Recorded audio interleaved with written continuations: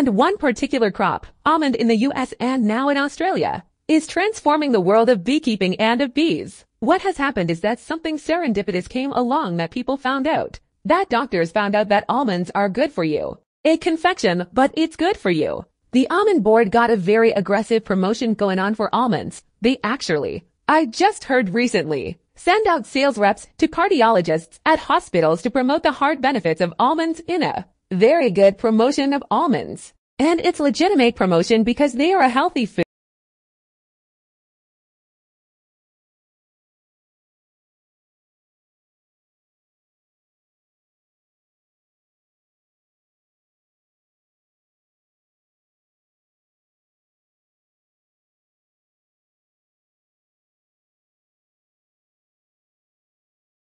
Green chemistry is a concept designed to develop technologies which allow chemistry to be practiced with minimal damage to the environment or in an environmentally compatible way. And it's meant to cover both chemical processes and chemical products. The center, if you would, set up about 7 or 8 years ago. And the idea was to provide a hub of activities that covered fundamental research work, industrial collaboration, but also educational developments. So we work with schools and on public projects as well. And also networking. So we network out to well over 1,000 people around the globe.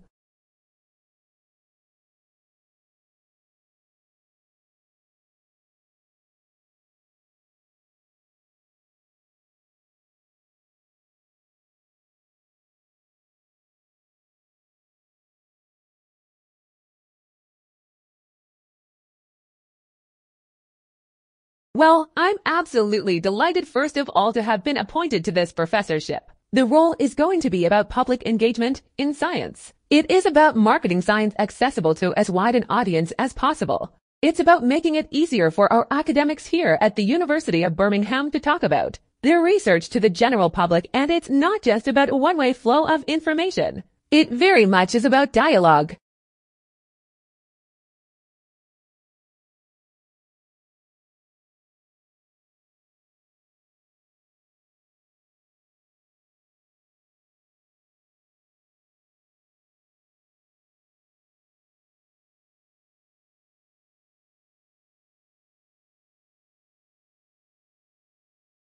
My current research at the moment is really quite broad. I work at the interface between the arts and humanities, particularly archaeology, but trying to find questions which are difficult to answer unless you start integrating computing and visualization. So really, I work in this boundary between trying to understand cultural questions about the past, but those sorts of questions that you can't address unless you start reconstructing, start modeling and visualizing past landscapes, objects, and movement of people.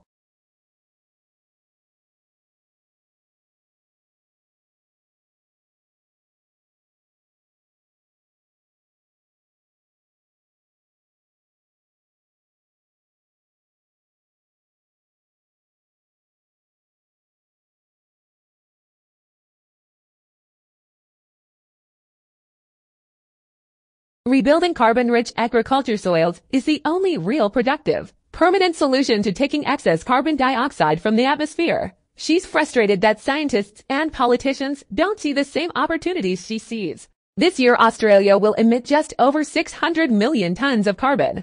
We can sequester 685 million tons of carbon by increasing soil carbon by 0.5% on only 2% of the farms. If we increased it on all of the farms, we could sequester the whole world's emissions of carbon.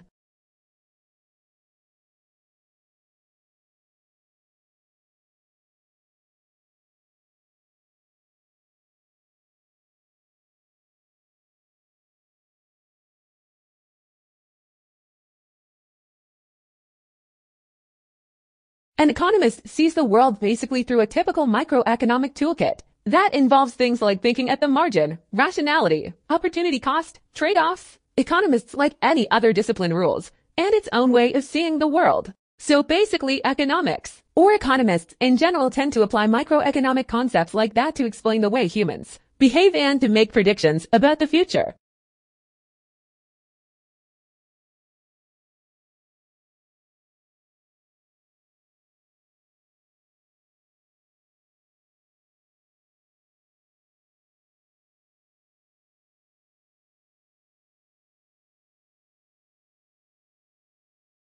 Finally, we take a look at how to mix and unmix liquids at the flick of a switch. Sandrine tells us more oil and water don't usually mix, but the new chemical sensitive to light has been added here to blend them together when exposed to UV light.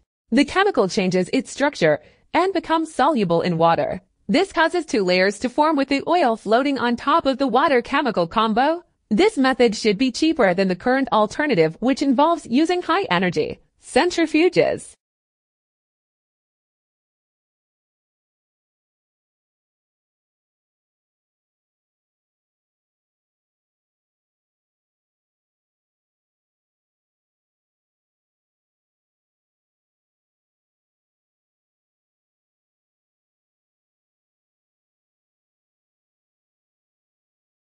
What is nanotechnology? Well, a report that was put together by a combination of the Royal Society and the Royal Academy of Engineering that came out last summer identifies two topics. Nanoscience is the study of phenomena and the manipulation of materials at atomic, molecular, and macromolecular scales, where properties differ significantly from those at a larger scale. Nanotechnologies are the design, characterization, production, and application of structures, devices, and systems by controlling shape and size at the nanometer scale. So I'll talk a little bit more in a moment about what a nanometer is. But loosely speaking, people think of nanotechnologies as being a sort of 100 nanometers or less.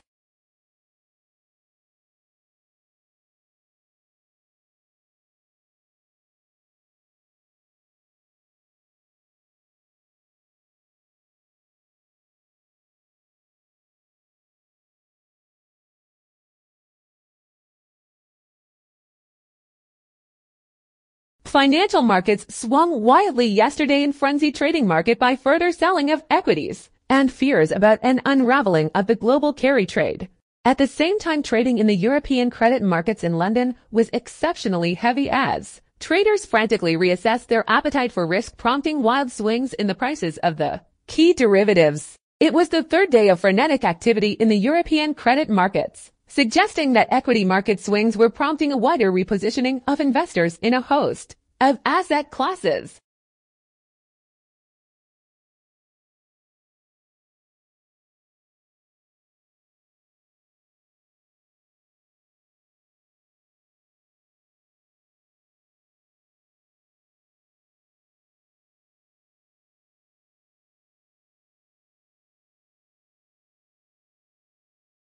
For many years, the favorite horror story about abrupt climate change was that a shift in ocean currents could radically cool Europe's climate. These currents, called the overturning circulation, bring warm water and warm temperatures north from the equator to Europe.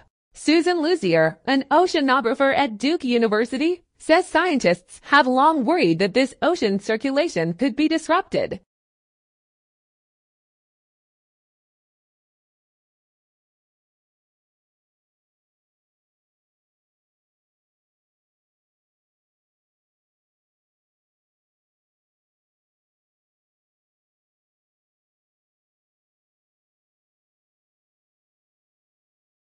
Along the way, we have built unashamedly beautiful buildings, two of which have won and been runner-up in the prestigious United Nations World Habitat Award. The first time an Australian building has received that international honor. We rely on older concepts of Australian architecture that are heavily influenced by the bush. All residents have private verandas which allow them to socialize outdoors and also create some defensible space between their bedrooms and public areas. We use a lot of natural or soft materials and build beautiful landscaped gardens.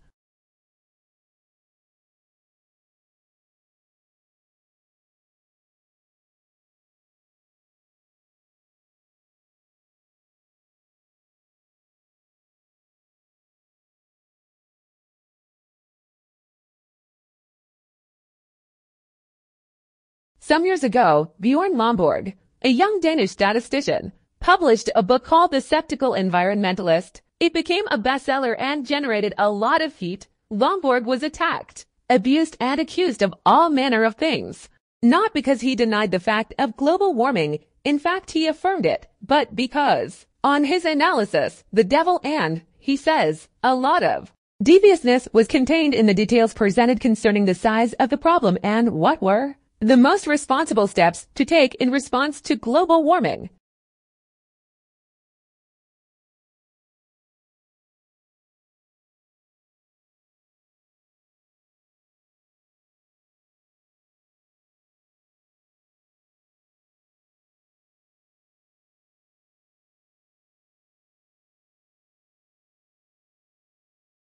In animals, a movement is coordinated by a cluster of neurons in the spinal cord called the central contract pattern generator CPG. This produces signals that drive muscles to contract rhythmically in a way that produces running or walking, depending on the pattern of pulse. A simple signal from the brain instructs the CPG to switch between modes such as going from a standstill to walking.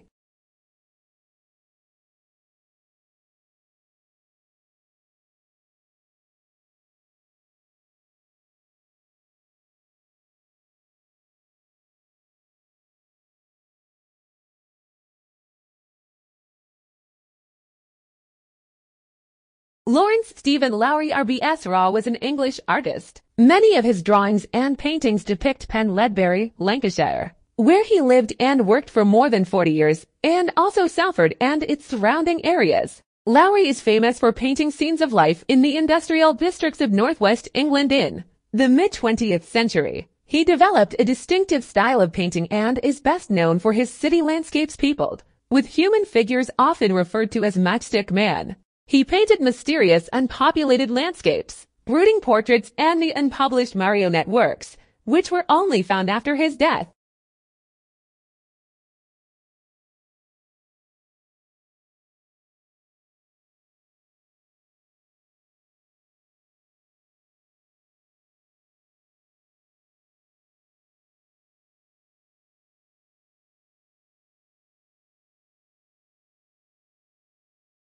Now that story's been scotched as only part of contingency planning, but it was a symptom of the dramatic turn of events in South Australia, and it fleshed out other remarks from water academics and people like Tim Flannery, indicating that things were really much worse than had been foreshadowed even earlier this year. So is Adelaide, let alone some whole regions of South Australia, in serious bother, considering that the vast amount of its drinking water comes from the beleaguered Murray? Something many of us outside the state may not have quite realized. Is their predicament something we have to face up to as a nation?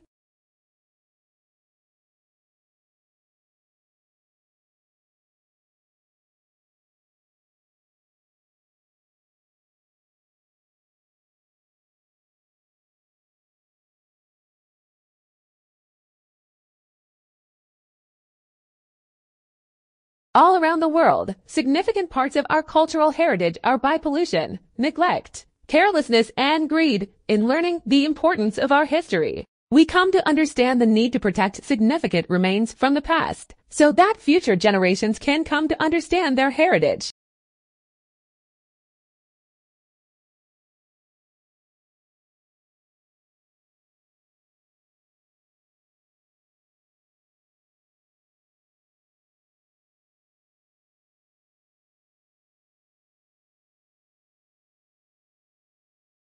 For a long time now, it's been a widely accepted and rarely questioned belief that a strong corporate culture goes hand in hand with success. However, a recent study has cast some doubt on this principle. After all, the authors of the report argue, for culture, a company's build-up may be strong, but wrong. There is little point in every employee marching to the same tune if they are all marching in the wrong direction.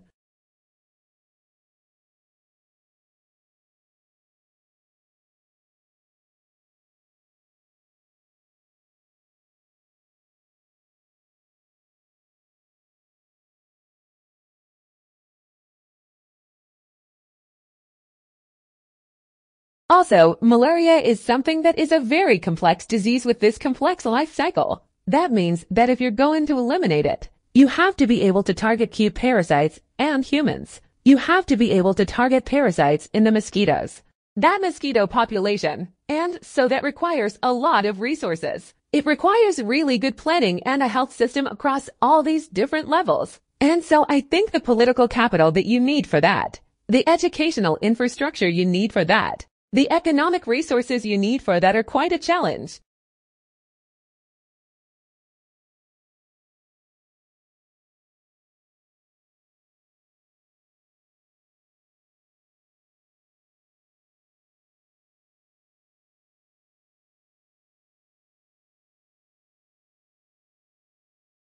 There are some common reasons to explain why early civilizations developed in different places and different times around the world. Each ancient civilization that has been discovered developed in places where there was a reliable water supply, usually on the banks of major rivers, and where the soil was fertile enough to grow crops.